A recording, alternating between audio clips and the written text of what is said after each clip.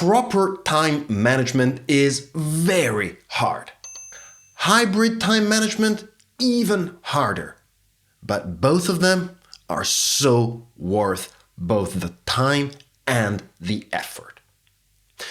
Now, most of the time, people, when they start talking about time management, they start by looking at their calendar, looking at what they need to do during the week, and start planning their activities. And yes, all of that is true, but there is a missing piece. And that, for time management and hybrid time management, is the same. And that's what I want to talk about now. There are two things you need to do before anything.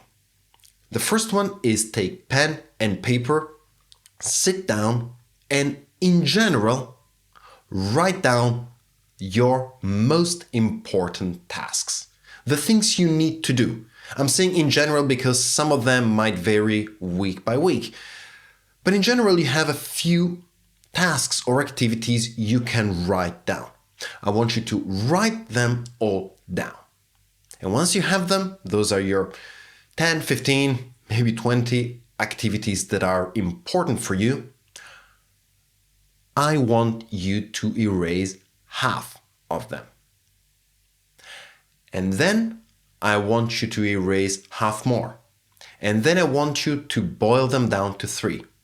And then I want you to find that one thing.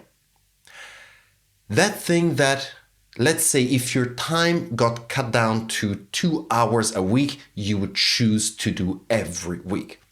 Either the one thing that makes you survive as an entrepreneur, freelancers like myself, or the one thing that you're actually paid to do or that you were hired to do, what's written on your contract. Regardless. But that is relevant because that is your priority.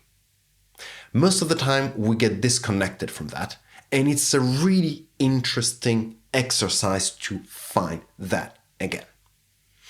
Take a look at the article that I'm writing about this on my blog for a couple more details about it. But then once you've done this, that's not the end. What I would like you to do is take a look at the Excel file or spreadsheet, if you call it whatever you want, that I'm linking here. Here means either you're on my website or on YouTube or you're listening to this podcast. There is a link to the download of this spreadsheet. And I want you to open it up, and I want you to open up your calendar as well. And then, following the instructions on the sheet, log what you have done in the last 2 weeks in half-an-hour slots. Make some categories, break them down, there is all the instructions there, and 2 key points. First one, if you don't know what happened, if you don't have any way of tracking what happened, write a dash, write not available, write nothing, or write idle time. I don't care.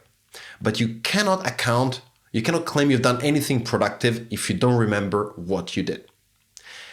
And then I want you to take a look at your results together with your priority. Because this is the moment in which 2 things happen. And this is why you need to do all of this before you start planning.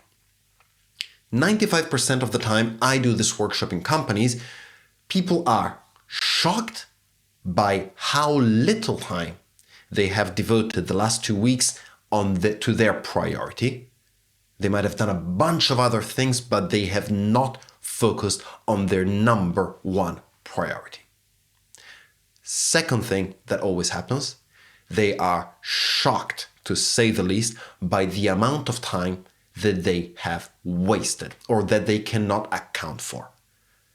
Let's say on average 20-30%, reaching out to 60% at some point.